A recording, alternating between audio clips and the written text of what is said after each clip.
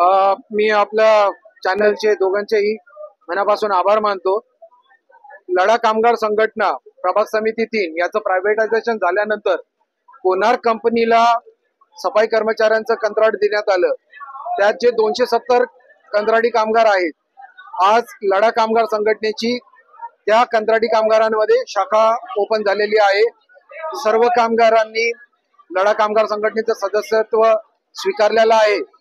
भर पावसात माझ्या माऊली, माझ्या आया बहिणी, माझे सर्व कर्मचारी बंधू, सुपरवायझर या सर्वांनी आज लढा कामगार मध्ये सामील झाले आणि आज ऑफिशियल आम्ही आज लढा कामगार संघटनेची इथं ओपनिंग केलेली आहे, बोर्डचं उद्घाटन केलं आहे आणि वरिष्ठांच्या मार्गदर्शनाखाली माननीय राजेंद्र चौधरी साहेब यांच्या आणि गोपाल लांडगे साहेब यांच्या आशीर्वादाने आणि राज्याचे लाडके मुख्यमंत्री माननीय एकनाथ शिंदे साहेब आणि आपल्या कल्याण लोकसभेचे लाडके खासदार, कार्यसम्राट खासदार डॉक्टर श्रीकांत शिंदे याच्या माध्यमातून, यांच्या आशीर्वादाने आणि यांच्या प्रेरणेने या सर्वसामान्य कामगारांना न्याय देण्यासाठी लढा कामगार संघटना प्रयत्नशील आहे आणि कर्मचाऱ्यांशी बांधील आहे।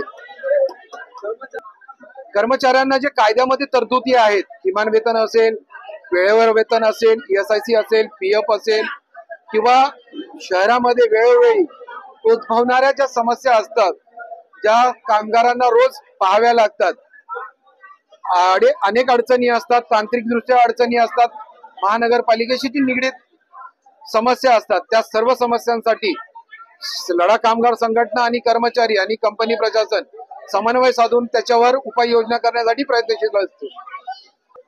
लढा कामगार संघटनेमार्फत जे कायद्याने मंजूर आहे ESIC, जे शहराची स्वच्छता करतात, परंतु स्वच्छता करणाऱ्या कर्मचाऱ्याची आरोग्याची काळजी घेण्याचं काम हे ESIC मार्फत केलं जातं।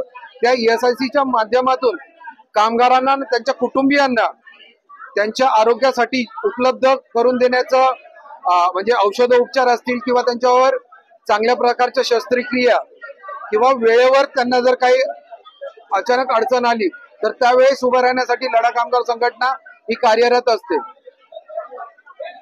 अगर आपके आसपास कोई भी घटना घटती है तो अपने मोबाइल पर कैद करें और हमारे व्हाट्सएप नंबर 9021499607 पर भेजें या हमें इस मोबाइल नंबर पर यानी कि 9021499607 पर कॉल करें।